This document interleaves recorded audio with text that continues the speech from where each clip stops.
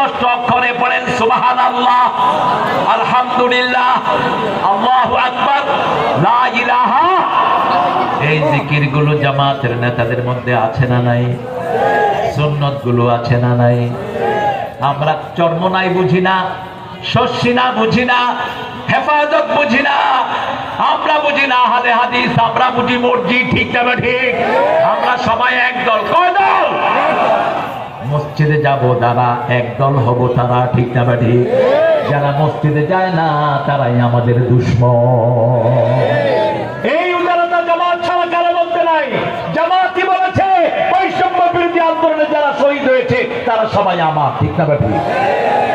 সব শহীদদের বাড়িতে টাকা দেয়া হয়েছে কি হয় না? শহীদের সংখ্যা কত বলেন তো?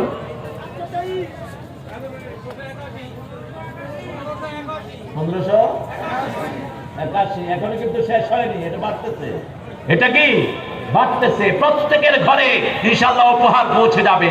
এই জন্য এই দলকে দেন, কোন ব্যক্তিগত ভাবে দিয়ে না। এখানে একটা পয়সাও কারো সিদ্ধান্তে খরচ হয় না, জামাতি সিদ্ধান্তে খরচ হয়।